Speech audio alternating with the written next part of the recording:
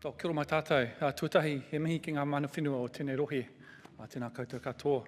He mihi hoki ki te moana e takoto nei ko te whanganui ātara, tēnā koe. O te rā, rangatira mākua tai mai, I rungi te kaupapa.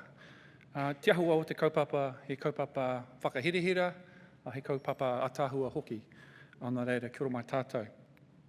Ko auhi uri o tainui me te aroa waka, ko Owhawhi te maunga, ko Waitomo te awa, ko Ngāti Manipoto o te iwi, ko Dan Hikuroa, tōku ingoa, no reira, kia ora mai tātou katoa. Ka tika he mihi kia koe pā mō tō kōrero o tūturu tērā, no reira, tēnei te mihi.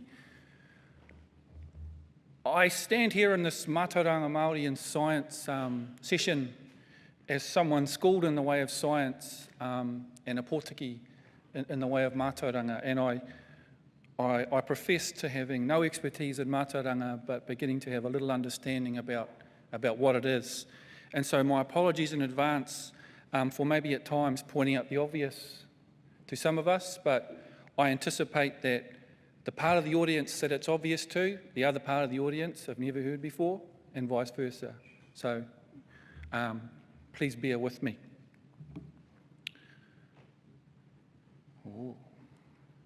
Ka pai. Mātauranga Māori. I tried to think of an image to depict what Mātauranga Māori might mean. And I've chosen this. This is umutahi marae kei matata. It's a structure, and knowledge goes into the structure. It is made of certain materials, and knowledge goes into selecting which of those materials. It has whakairo, and knowledge sits within those kai whakairo, and knowledge is portrayed within those whakairo hoki. It is also the embodiment of a tupuna. It is also a physical place of shelter as well as a spiritual place of shelter. It was also deliberately built in that place for good reasons. And some of you who might know Matata will know that it experienced some floods in 2005. Now the three marae in Matata, and it's not a big town, didn't even come close to being impacted. Why is that? Because mātauranga was used in the selection of those sites. So Mātauranga Māori spans not only the knowledge, but the culture, the values, and the worldview. And although it was developed independently from other knowledge systems, and was either criminalised, ignored, or disregarded by the science community because it seemed to be myth and legend, fantastic, implausible. It actually includes knowledge generated using techniques consistent with the scientific method, but explained according to a Māori worldview. And Mātauranga Māori is the pursuit and application of the knowledge and understanding of te taiao, following a systematic methodology based on observation and evidence, but incorporating culture, the values, and the worldview. And Mātauranga Māori makes sense, and that term, Mātauranga Māori, makes sense from a national perspective, such as one that Doc must take because it does have a national mandate. But practically, and in reality, it's Mātauranga a whānau, it's Mātauranga a hapu, it's Mātauranga a iwi.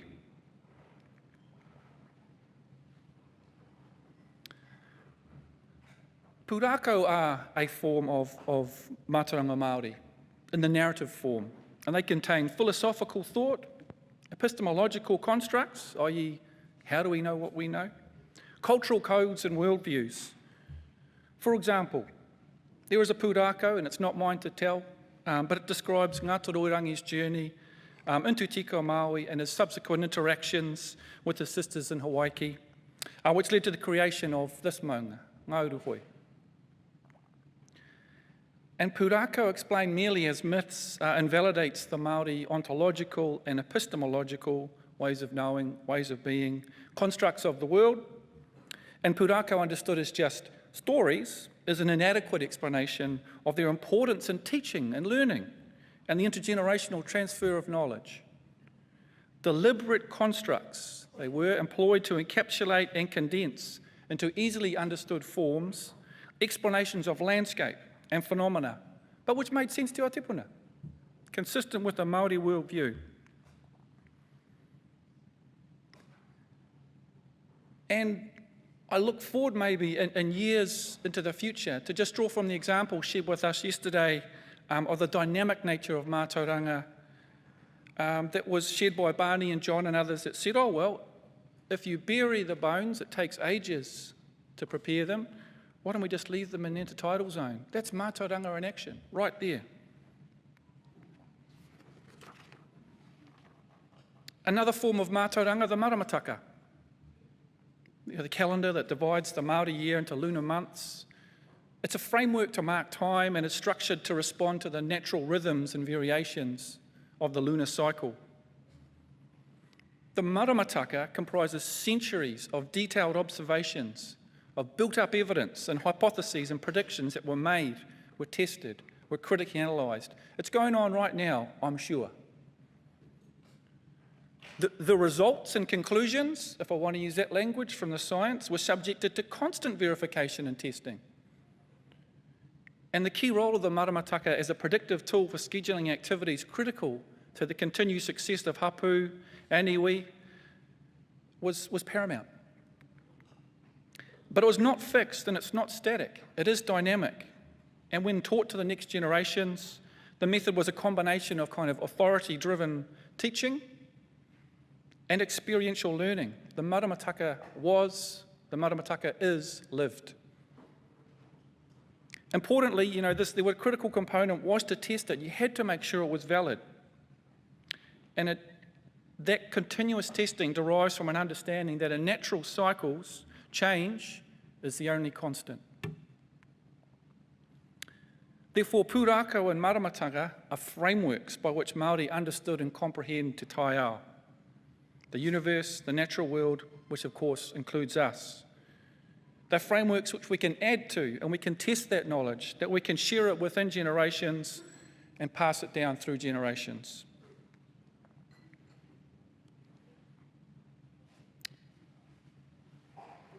One of the other forms of ways in which we knew it is whakapapa, the central principle that orders the universe, that demonstrates an interconnectivity between everything, seen and unseen, and is a cognitive genealogical framework that connects creation of the universe to everything that exists with it via descent from our primal ancestors, Ranginui and Papatuānuku. It is also the framework by which knowledge was understood. Many of you out there will know the connection between the kauri and the tohora. These were frameworks for understanding the world that made sense to us. And what that also meant, in a practical sense, is that when we made what we might call management decisions, we made them as part of the taiao, and that was shared beautifully with us by our friends from Waikato Tainui. It's as much about managing us and our interactions with the taiao as it is about managing the taiao. In fact, who says we can manage our tuakana anyway?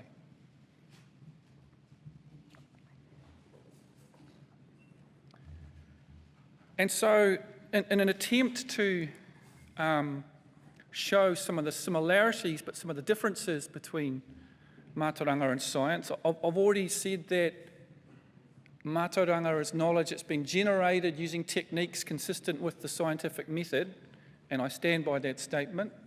But there are some slight differences too, and I've shared some of them here. For Māori, everything is interconnected. In science, there's a theory, everything physical is interconnected. And a science approach has the scientist seeking knowledge. And in that frame of thinking, the science is the agent.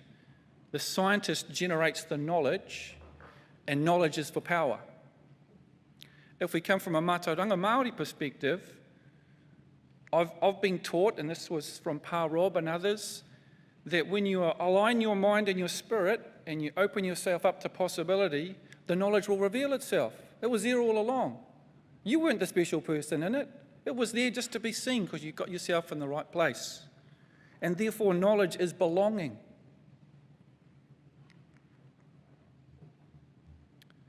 And so the concept of knowledges, in contrast to a single knowledge, assumes the existence of multiple ways of seeing and knowing the world.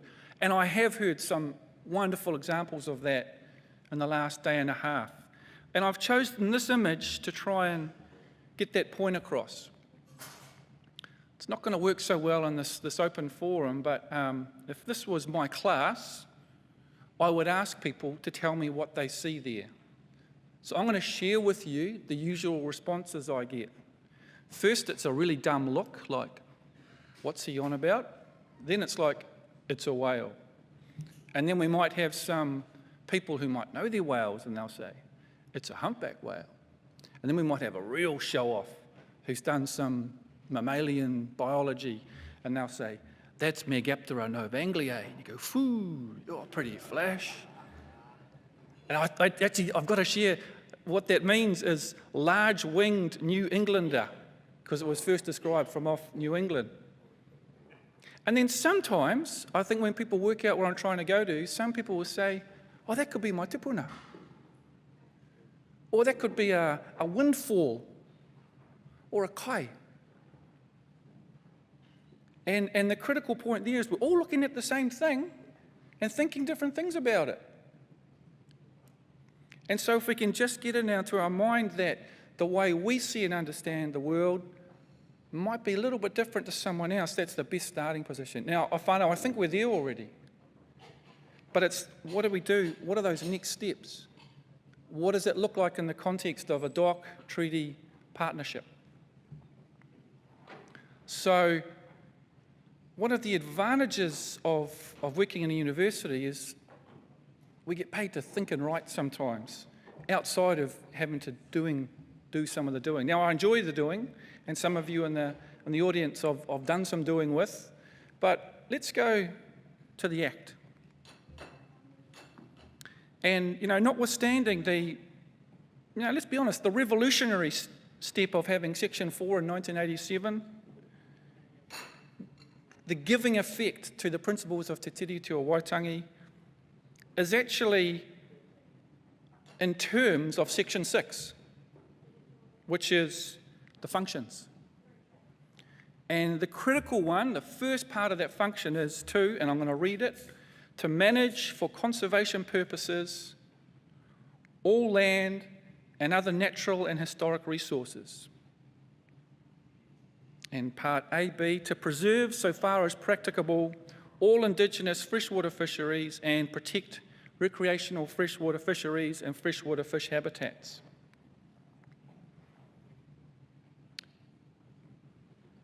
Now I went on to Uncle Google and checked out, what does conservation mean? Conserve is probably the obvious one. Preserve and protect were kind of the three main words that I came up with when I looked on about a half a dozen dictionaries.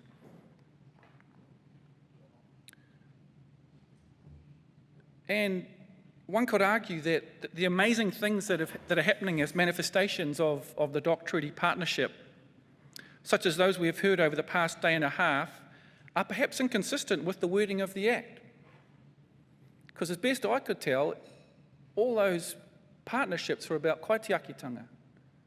And although, as Hami said yesterday, there's a lot of overlap between conservation and kaitiakitanga, there's also some subtle but critical differences between them.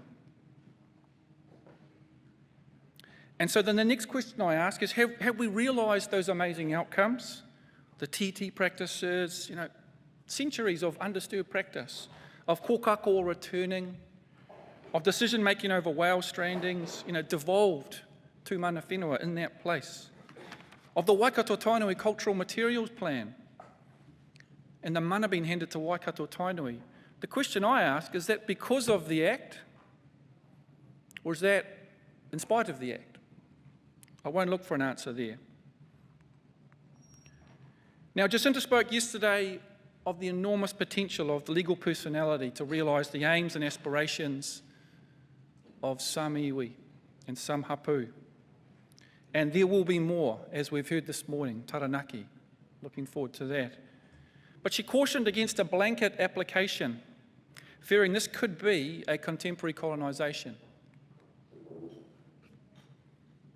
And so from what I've heard in the last few days, the examples where the DOC Treaty Partnership is strongest, at least from the treaty partner perspective, is where DOC has recognised the mana of tangata whenua and they've relinquished the mana to them. And the question I want to ask is, maybe it's been about trust. And if we can step back to the first part of the presentation that says actually the mātauranga is just as good as that stuff called science. It's been practiced, it's rigorous, it's accurate. So we have the ability to do it. And considering the Act is 30 years old, revolutionary in its day, and maybe is fundamentally consistent with the Māori worldview, what if we dared to dream, whānau? What might an Act derived from a Māori worldview look like in a Department of Conservation context? So, what if we had a Taonga Relationships Act? What about we make decisions based on our relationship with Papa Tuanoku and her offspring and our whanaunga? This Taonga Relationships Act, it could whakamana both bodies of knowledge. It would realise outcomes and futures that are currently unimagined. Or maybe you guys are imagining them, but I'm not. And which neither body of knowledge could reach in isolation. And maybe drawing from Glenys's wise words earlier this morning, where she believes Indigenous knowledge and ways of knowing and being offer the best hope, I would go further. We need to remember that we're all Indigenous to this planet. So I'm going to end there, because I think said time's up, but I ask us to think about what if we had a Taonga Relations Act? Nō reira, kia ora mai tātou katoa.